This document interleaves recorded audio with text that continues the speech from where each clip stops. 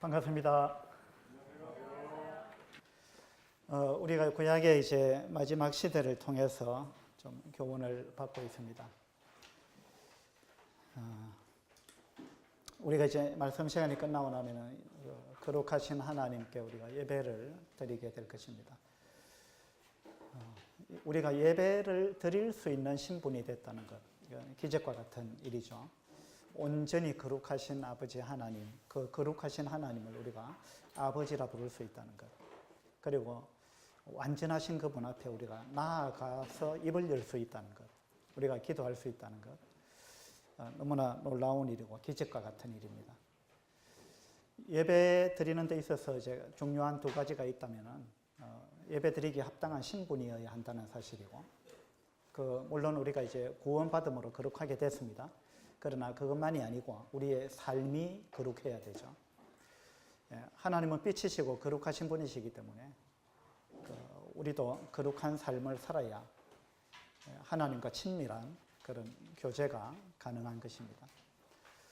그래서 우리가 이제 거룩한 신분, 예배드리기 합당한 신분이어야 한다는 사실 하나와 또 한 가지는 우리가 신령과 진정으로 예배를 드려야 한다는 것입니다. 그런데 구약의 마지막 시대, 말라기 선지자가 살던 시대에 보면은 이 두 가지가 없었습니다. 그들은 거룩한 삶을 추구하지 않았고 또 예배는 아주 형식에 치우쳐 있었습니다. 그래서 말라기서에 보면 하나님께서 이렇게 말씀하셨어요. 성전 문을 닫을 자가 있었으면 좋겠다. 그 거룩한 삶을 살지 아니하고 그리고 형식에 치우친 예배, 이런 걸 보면서 하나님은 이게 무슨 예배냐, 나는 이런 예배를 받고 싶지가 않다. 차라리 성전문을 누가 좀 닫아버렸으면 좋겠다. 그런 슬픈 말씀을 하셨습니다. 이게 구약의 마지막 시대의 모습입니다. 그리고 말라기서를 보면은 하나님께서 특별한 소유를 바꾸시겠다, 이런 말씀을 하셨습니다. 말라기서 3장을 한번 보도록 하겠습니다.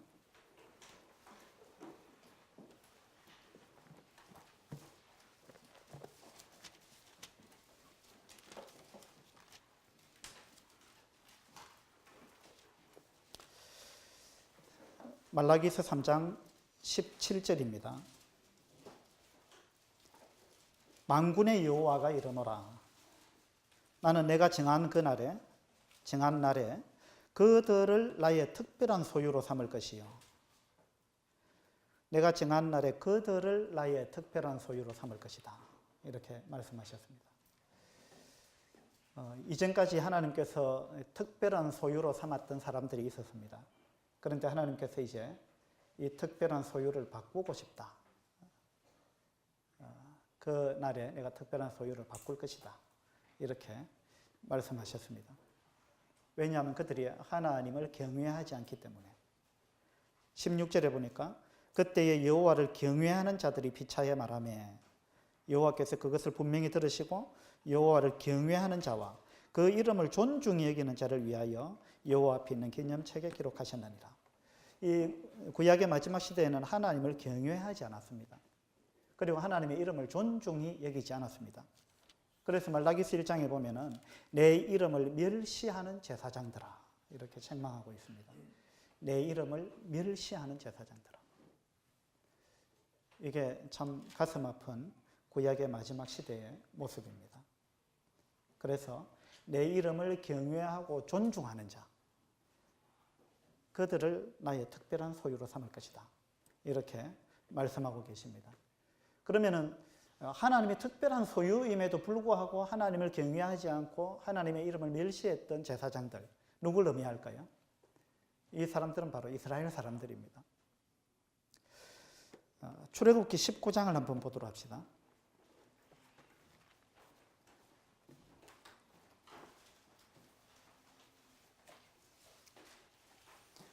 출애굽기 19장 4절입니다.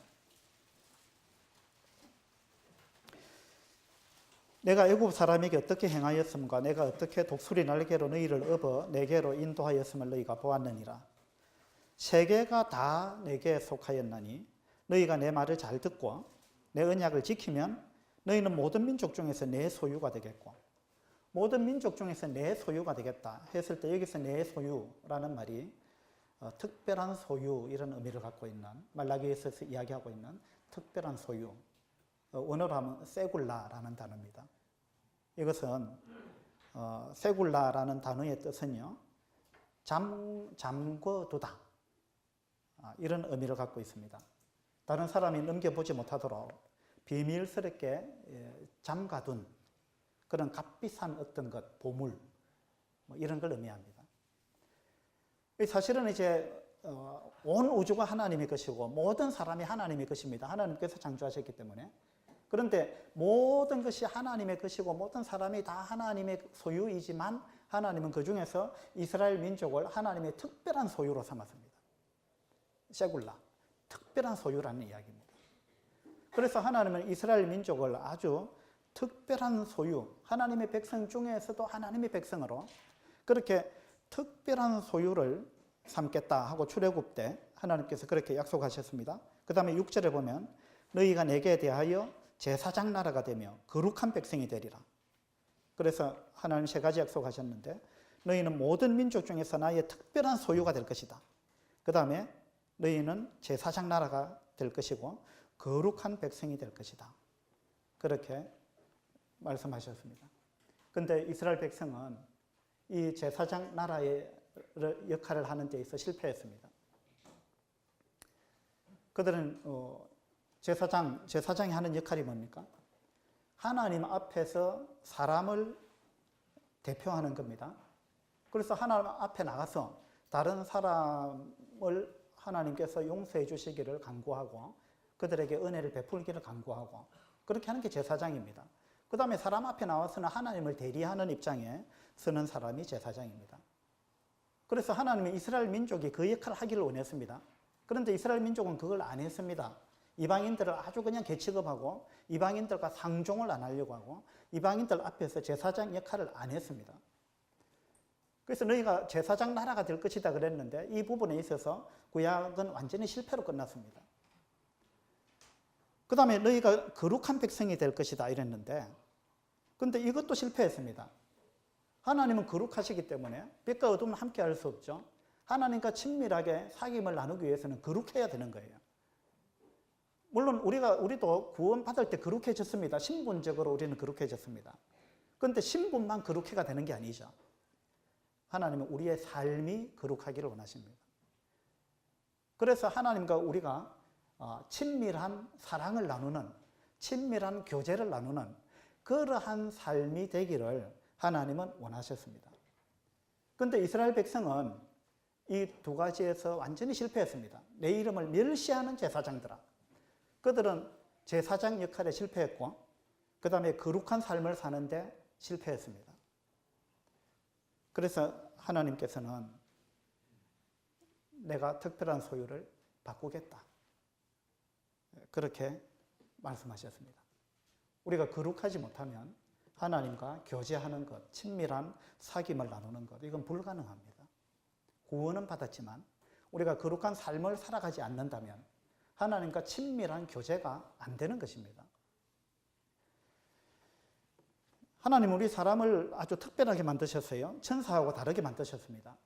하나님께서 사람을 왜 만드셨습니까? 그리고 왜 천사와 다르게 만드셨을까요? 천사는 성의 구분이 없습니다. 그죠? 근데 하나님은 우리 사람은 남자와 여자로 만드셨습니다. 왜 그렇게 하셨을까요? 하나님은 우리 사람이 남자와 여자로서 함께 사랑하면서 남녀 간의 사랑을 해보면서 상사병도 알아보고, 그죠? 또 자녀도 낳아보고, 그 자녀를 향한 부모의 그 조건 없는 사랑, 이런 걸 경험하게 만들고, 그렇게 해서 하나님은 우리 사람들이 사랑을 배우기를 원하셨습니다. 그리고 그 배운 사랑으로 하나님과 사랑하기를 원하셨습니다. 하나님은 우리를 사랑의 대상으로 만드셨습니다. 하나님의 형상으로, 지정의를 가진 존재로. 지정의가 있어야 사랑이 가능하거든요. 자발적인 사랑, 강요된 사랑이 아닌 그건 자유의지가 있을 때 가능한 겁니다. 그리고 지적인 부분, 감성적인 부분 이런 게 있을 때 가능한 거죠.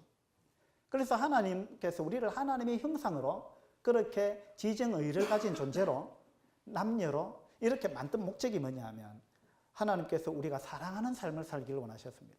사랑을 배우기를 원하셨어요. 그리고 하나님과 사랑을 나누는 그런 친밀한 관계가 되기를 하나님은 원하셨습니다. 그래서 하나님은 우리 사람을 천사와 다르게 만드셨습니다. 천사들은요, 아가스를 이해하지 못할 거예요. 그죠? 우리처럼 남녀 간의 사랑이라든지 이런 걸 천사들은 경험하지 못했어요. 드라마를 보면서 울고 웃는 사람들의 심정을 천사들은 아마 이해하지 못할 거예요. 하나님 우리 사람을 아주 특별한 존재로 만드셨습니다. 그래서 하나님은 우리 사람과 정말 사랑을 나누고 싶었습니다. 하나님과 사랑하기 위해서 우리는 거룩해야 됩니다. 거룩을 추구하고 거룩을 좋아하고 거룩한 삶을 살아야 우리가 거룩하신 하나님과 친밀한 사랑의 교제를 나누면서 이 땅에서 살 수 있습니다. 물론 그렇지 않더라도 구원만 받으면 하늘나라는 가죠, 우리가. 그러나 우리 구원받은 목적이 하늘나라 가는데 거기 있는 건 아니죠. 물론 하늘나라 가지만 그것만을 위해서 우리를 구원하신 건 아니잖아요.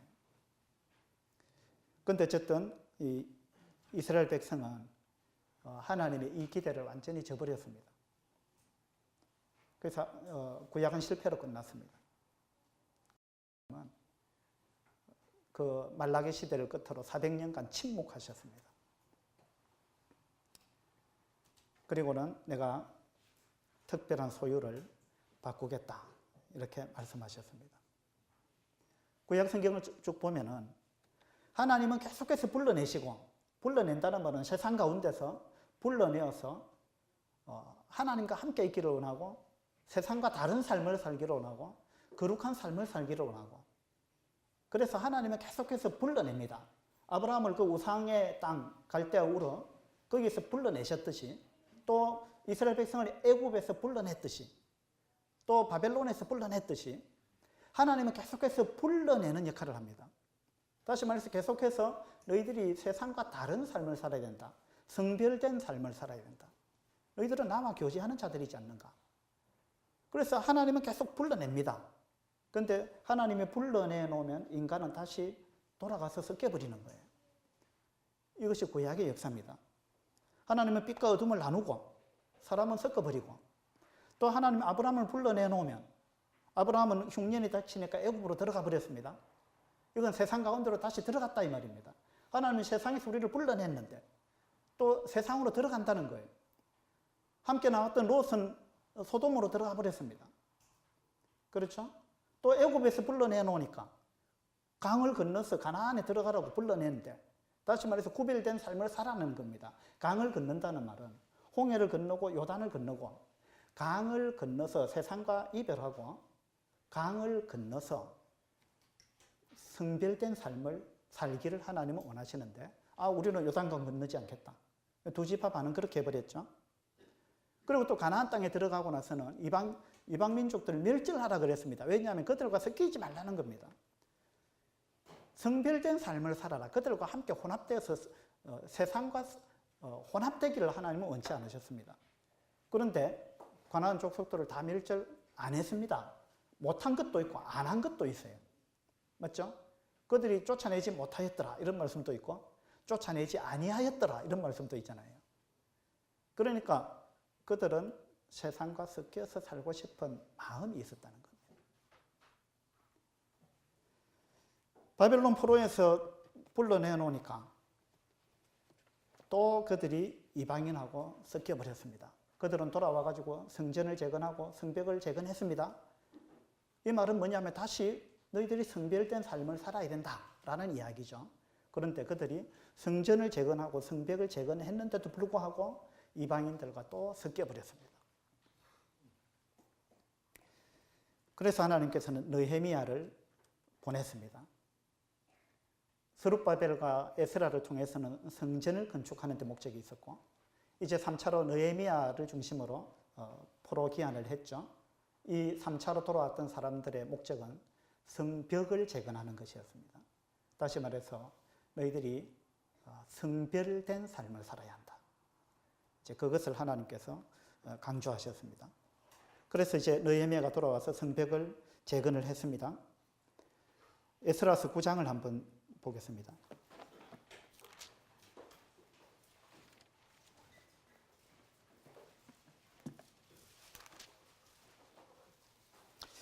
에스라서 9장 1절입니다.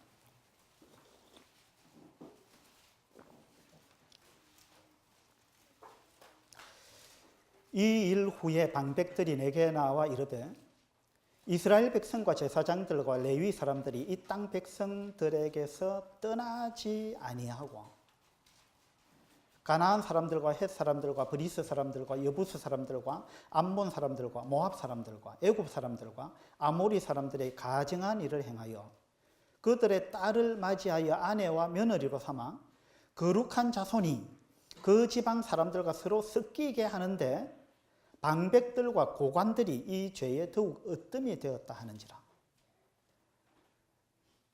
그들이 바벨론에서 돌아왔는데 돌아와가지고 이방인들과 섞여버렸습니다. 그들과 결혼하고 고관들과 방백들이 으뜸이 됐습니다. 이 일에. 이게 구약의 마지막 시대의 모습입니다. 그래서 하나님은 느헤미야를 보내서 너가 성벽을 건축해야 된다. 그리고 이 성벽을 이루어내야 된다. 이런 목적을 가지고 하나님은 느헤미야를 보냈습니다. 느헤미야가 와서 드디어 성벽을 재건했습니다. 성벽을 만들고 거기에 문들을 만들었습니다. 문지기를 채웠고 자물쇠를 채우고 이런 일들을 했습니다. 느헤미야서에 가장 많이 나오는 단어들, 어떤 단어들이 있습니까? 느헤미야서에는 구별, 분리, 성별, 문빗장, 자물쇠 이런 단어들이 많이 나옵니다. 이건 뭐냐면은 성별을 의미하는 거예요.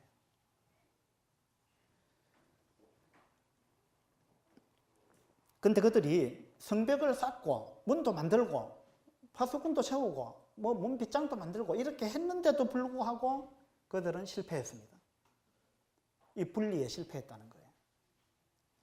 느헤미야서 13장을 보겠습니다.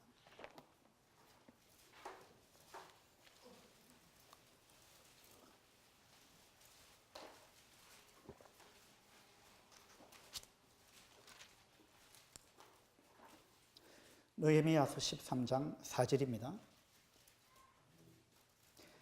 이전에 우리 하나님의 전에 방을 맡은 제사장 엘리야십이 도비야와 연락이 있었으므로 도비야를 위하여 한 큰 방을 만들었으니 그 방은 원래 소재물과 유향과 그릇과 또 레위 사람들과 노래하는 자들과 문지기들에게 11조로 주는 곡물과 새 포도주와 기름과 또 제사장들에게 주는 거제물을 두는 곳이라. 이 도비야는 암몬 사람이고 이방인입니다. 그런데 이 도비야가 어디까지 지금 들어와 있습니까? 성벽을 넘은 것은 말할 것도 없고 성전 안에 들어와서 한 큰 방을 차지했습니다. 거기는 제사장들을 위해서 11조를 보관하는 곳인데 거기에 이방인이 들어와서 완전히 거처로 삼았습니다.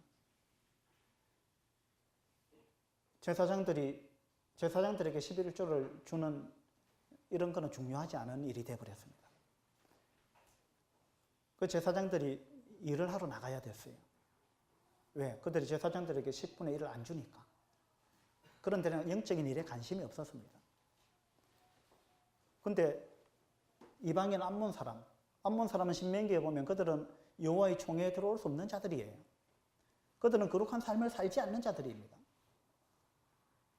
그런데 암몬 사람 도비야가 성전에 들어가서 한 방을 차지해버렸습니다.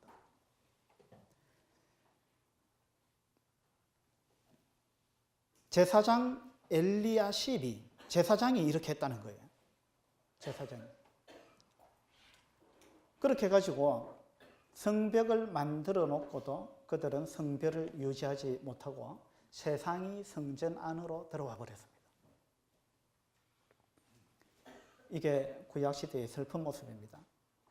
그들은 성전, 세상과 내통했을 뿐만 아니라 세상이 성전에 아예 들어와서 방을 잡아버렸어요.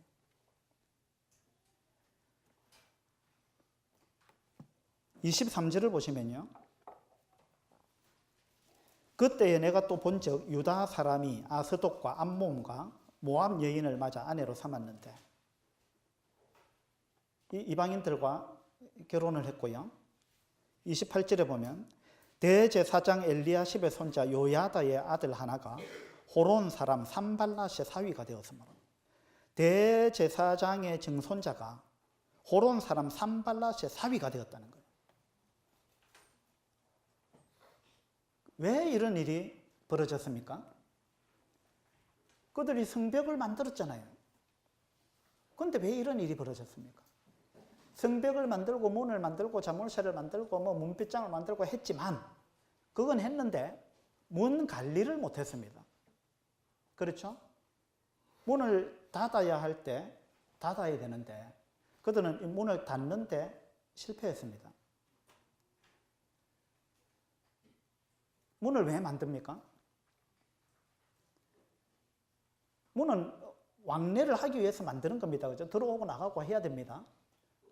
문이 없다면 성별이 아니고 이건 고립이에요. 문이 없다면 고립입니다. 하나님, 우리가 고립된 삶을 살기를 원하지는 않습니다. 우리는 세상과 왕래는 해야 됩니다. 그래야 복음을 전하죠. 왕래는 해야 됩니다. 그런데 문을 열 때가 있고 닫을 때가 있어야 되죠. 이걸 알아야 된다는 겁니다. 그 문 관리를 잘해야 된다는 거예요. 그런데 이 구약의 마지막 시대에는 문을 닫는 데 있어서 실패했습니다. 여러분 어떻습니까? 여러분 성벽을 만드셨어요? 여러분의 삶에 울타리가 있습니까? 성벽이 있습니까? 그리고 거기에 문을 만드셨습니까? 그리고 그 문 관리를 하고 있느냐 이 말입니다. 여러분 문을 닫아야 될 때 닫고 있습니까? 아니면은 성벽이 있어도, 문이 있어도 아무 소용없이 무용지물이 돼가지고 그냥 완전히 성전 안에 이방인이 들어와서 자리를 잡아버리듯이, 혹시 여러분의 삶이 그런 건 아닌지 여러분 이런 부분을 한번 돌아보시게 되기를 바랍니다. 구약의 마지막 시대 이 부분에 실패했어요.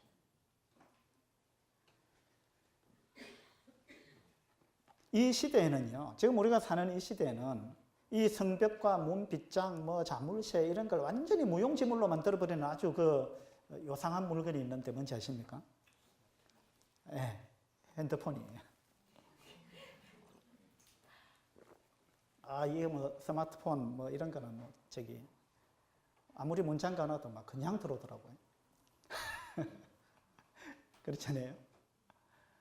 우리는 정말 이 거룩을 유지하기 어려운 시대에 살아가고 있습니다. 여러분은 스마트폰 관리를 어떻게 하십니까? 스마트폰을 어떻게 사용하십니까? 특별히 우리 학생들, 청년들, 여러분 스마트폰을 어떻게 사용하고 계십니까?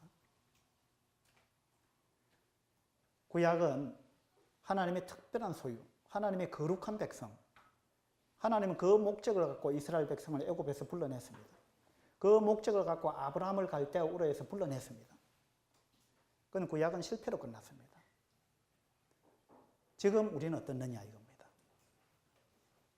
지금 여러분이 정말 거룩을 추구하고 계십니까? 그리고 거룩한 삶을 살고 계십니까? 아니면 세상과 섞여버렸습니까? 아니면 세상보다 더합니까? 어떻습니까? 여러분 정말 구분된 삶을 사느냐 이 말입니다. 우리 성도들이, 특별히 젊은 청년들 또 우리 학생들이요, 이 거룩한 삶을 배우지 못하면 여러분이 하나님 앞에 귀하게 쓰임 받기는 어렵습니다. 여러분의 남은 인생은 참 짧은 거예요. 이 짧은 인생을 하나님께 어떻게든 쓰임 받고 싶습니까? 우리가 하나님께 쓰임 받지 못한다면 우리 삶에 무슨 의미가 있습니까? 하나님은 우리를 쓰고 싶은 거예요. 우리를 사용하고 싶습니다. 하나님은 우리를 통해서 무언가를 하기를 원하십니다. 이 세상에 많은 사람이 있지만 하나님이 사용하고 싶은 사람은 많지 않은 거예요. 여러분 하나님께 정말 귀하게 쓰임 받고 싶습니까? 여러분이 하나님께 쓰임 받는다면 여러분 인생은 정말 귀한 인생이 되는 거예요. 하나님께 여러분이 어떤 모습으로든지 쓰임 받고 싶습니까? 그러면 여러분 거룩한 삶을 추구하셔야 됩니다. 성별된 삶을 살아야 됩니다.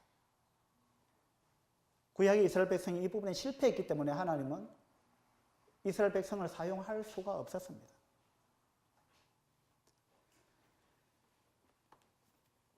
오늘 우리는 몸 관리를 잘해야 됩니다. 문을 닫아야 될 때 닫아야 됩니다. 그리고 문을 열어야 될 때는 열어야 됩니다. 이 구약의 마지막 시대에는 문을 닫는 데 실패했어요. 근데 바리새인들은요, 문을 여는 데 실패한 사람들입니다. 그들은요, 문 딱 걸어 잠갔습니다. 우리만 거룩해. 하나님께서 우리만 사랑해. 그리고 바깥 사람들하고 왕래를 끊어버렸습니다. 아주 폐쇄적인 집단이 되어버렸습니다. 바리새인들은요, 성별이 아니라 고립된 삶을 살았습니다. 그리고 자기들만 의인이다, 자칭 의인이다 이랬어요. 누가복음 15장을 한번 보도록 합시다.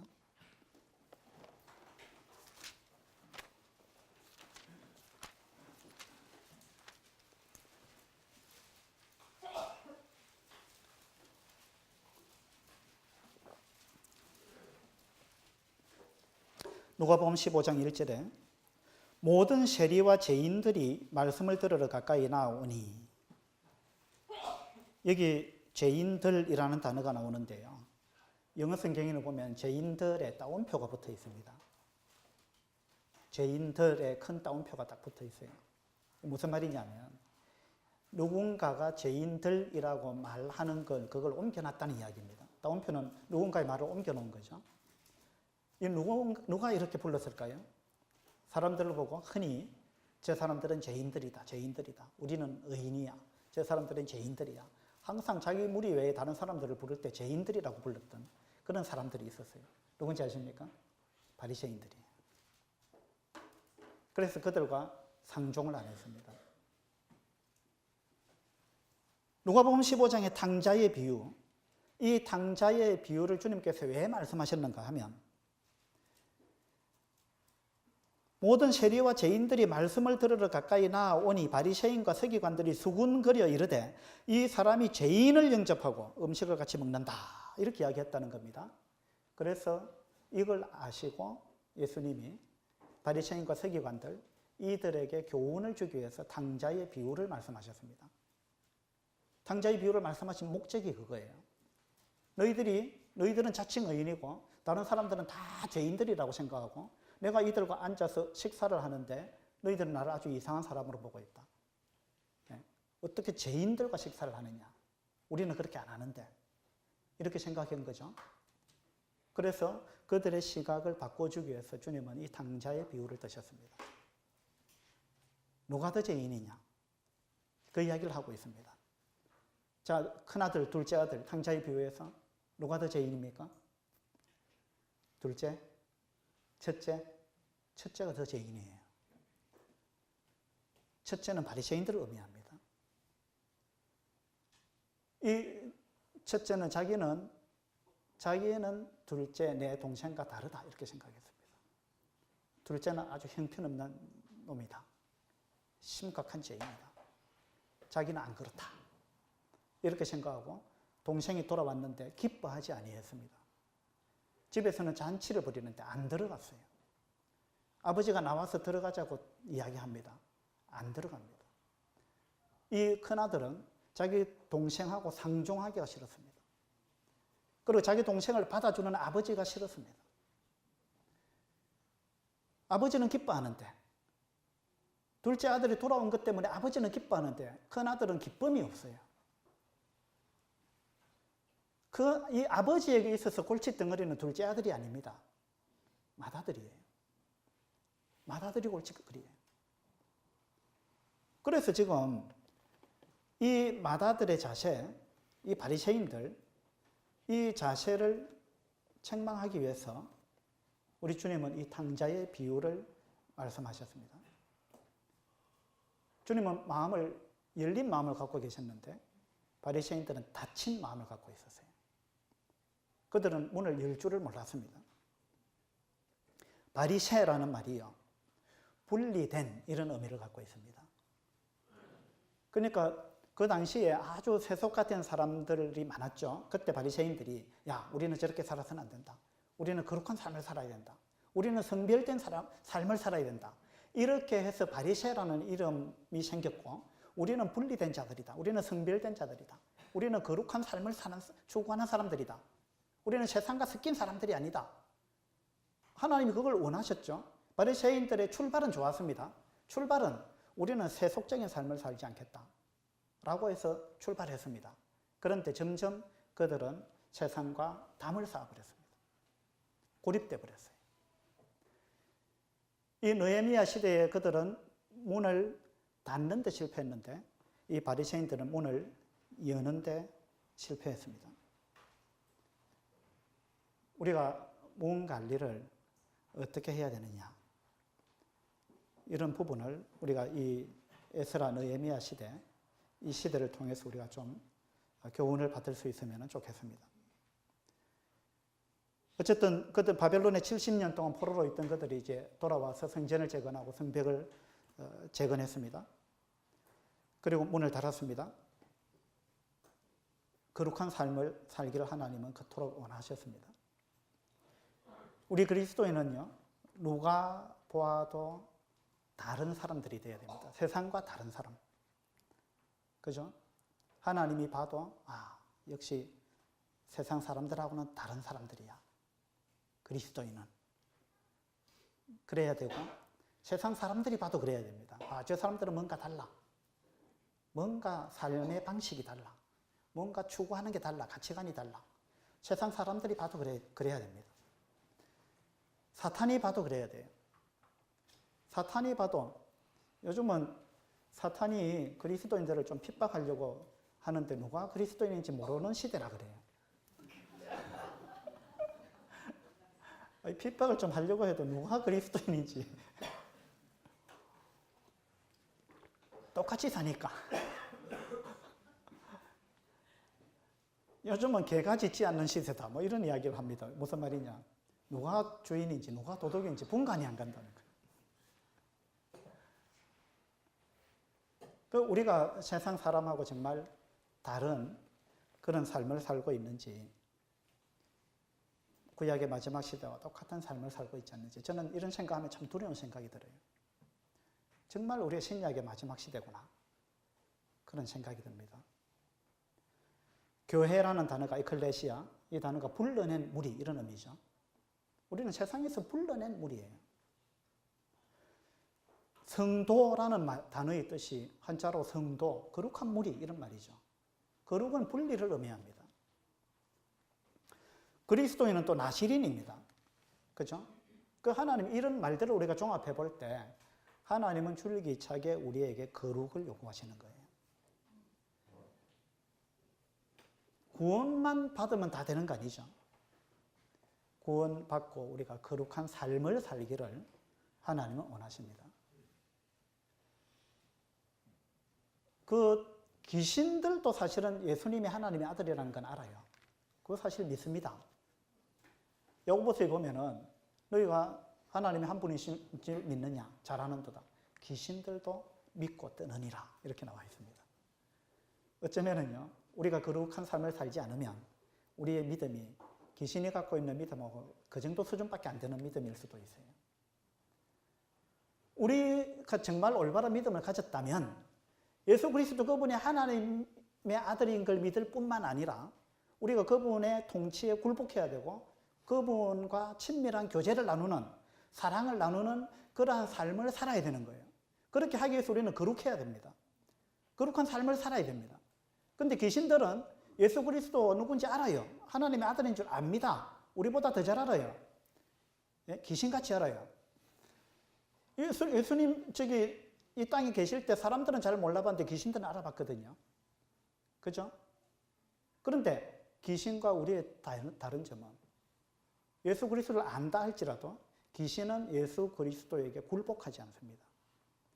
그 통치에 순종하지 않는다 이 말입니다. 그리고 거룩을 추구하지 않습니다.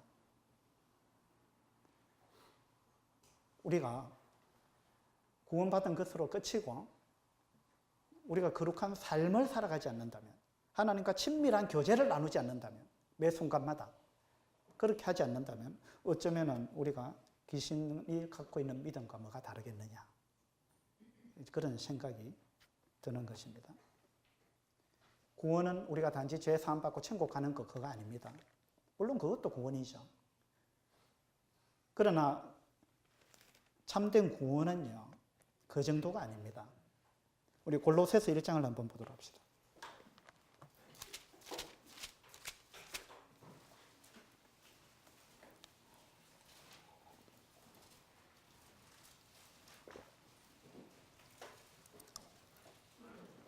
골로새서 1장 13절입니다.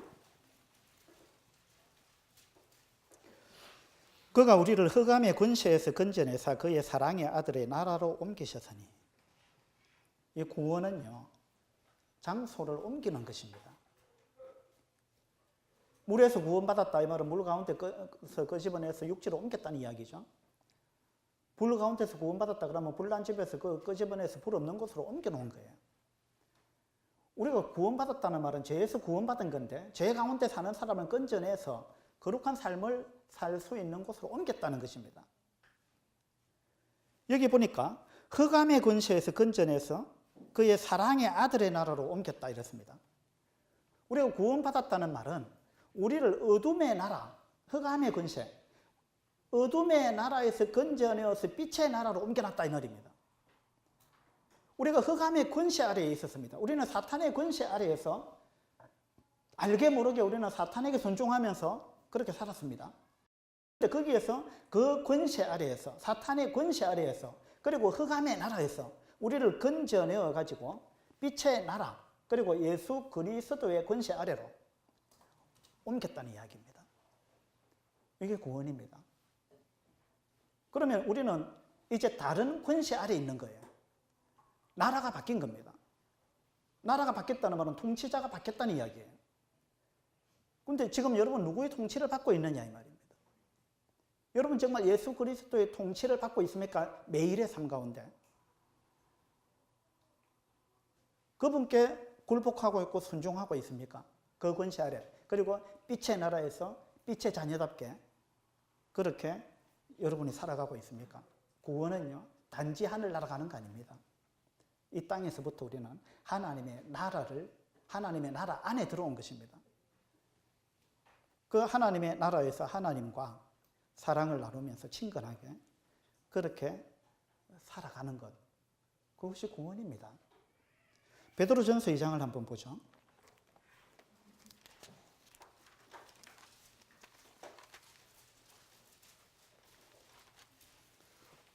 2장 9절입니다.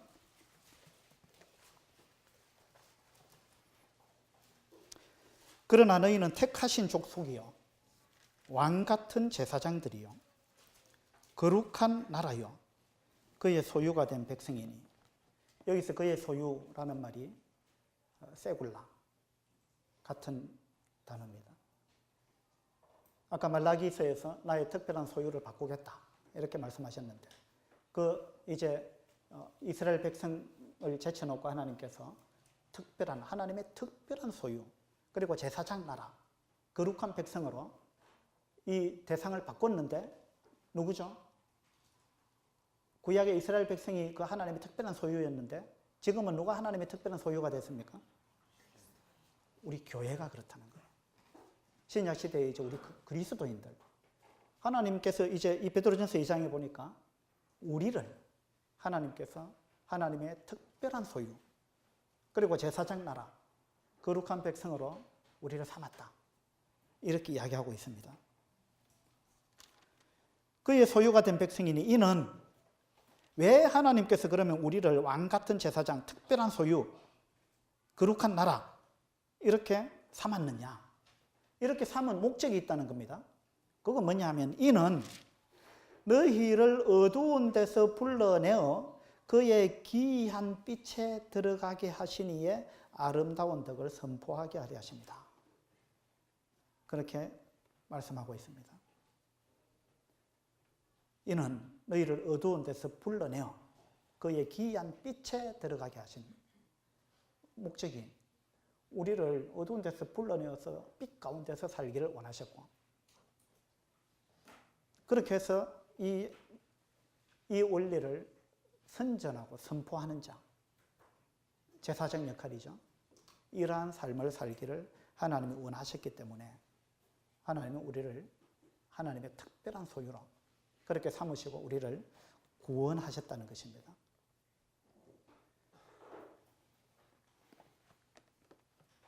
어쨌든 구약의 마지막 시대에 그들은 이 부분에 실패했습니다. 말라기스로 다시 한번 가보죠.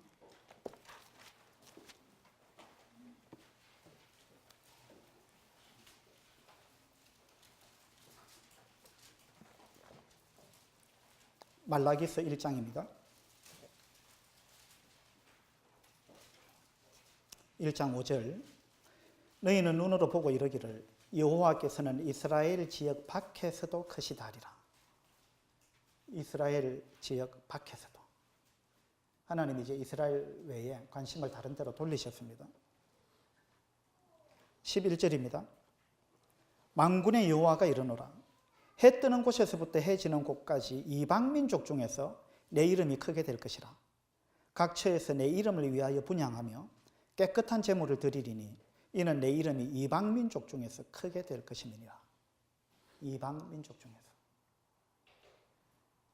이스라엘 민족은 하나님께 깨끗한 제물을 드리지 않았습니다. 눈먼이생, 병든 것, 저는 것 이런 걸 하나님께 드렸습니다. 구약의 마지막 시대에 그들이 예배 드리는 모습이었어요. 깨끗한 것, 병들지 않은 것, 온전한 양 이런 거는 상품 가치가 있는 거거든요. 팔면 돈이 되는 거예요. 병든 거는 돈이 안 됩니다. 하나님께 돈 안 되는 거 드렸다는 거예요. 하나님께 가장 귀한 걸 드려야 되는데 가장 쓸모없는 걸 하나님께 드렸습니다. 이게 구약시대 마지막 모습입니다. 그리고 13절에 보면 만군의 여호와가 이르노라. 너희가 또 말하기를 이 일이 얼마나 번거로운고 하며 코웃음치고 훔친 물건과 저는 것 병든 것을 가져왔느니라. 이 일이 얼마나 번거로운고. 그들이 하나님 앞에 나아가는 것이 번거롭게 여겨졌습니다. 아이 뭘 안식일에 이렇게 빨리 닥치느냐. 또 가게 문 닫아야 되네. 지금하고 비슷해요. 문 주일이 이렇게 빨리 닥치는 거예요. 예? 주일이 기다리셔야 되는데 주일이 너무 빨리 닥쳐서 이번 주는 좀 빼먹을까. 이렇게 만약에 여러분 생각하신다면 또 문 닫아야 되네. 가게 문 닫아야 되네. 이렇게 생각하시고 이 예배 드리는 게 번거롭게 여겨진다면 이 시대의 모습과 똑같은 거예요. 그래서 하나님께서 이방 민족 중에서 하나님을 경외하는 사람, 내 이름을 존중히 여기는 사람, 그들을 나의 특별한 소유로 삼겠다. 하나님 그렇게 지금 말라기서에서 말씀하고 있습니다. 3장 16절입니다. 16절, 17절. 아까 읽었죠? 그래서 이런 내용들을 볼 때 하나님께서 나의 특별한 소유를 바꾸겠다고 말씀하신 그것이 바로 우리 이제 교회라는 이야기입니다. 이제 우리 교회가 이스라엘 민족을 대신해서 이 거룩한 백성이 되기를 하나님은 간절히 원하십니다. 제사장 나라가 되기를 원합니다. 그 역할을 하기를 원합니다. 하나님의 특별한 소유답게 그렇게 살아가기를 원합니다. 이스라엘 백성이 실패했던 그것을 우리 교회가 하기를 원합니다. 그런데 이 시대에 우리는 어떻습니까? 이스라엘 백성과 우리가 다르게 살고 있는지, 안 그러면 동일하게 우리가 그 전체를 밟고 있는 건지, 이걸 우리는 두렵게 돌아봐야 됩니다. 하나님은 로마서에서 이 부분을 경고하셨습니다. 로마서 11장을 보겠습니다.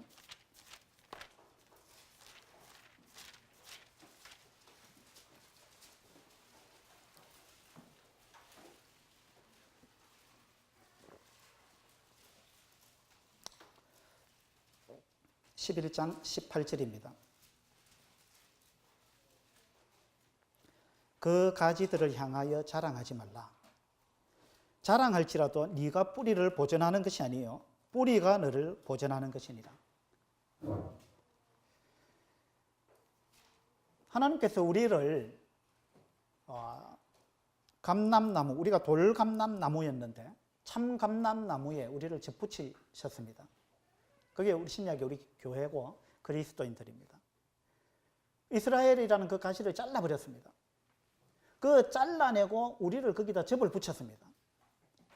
우리를 다시 특별한 소유로 삼았습니다.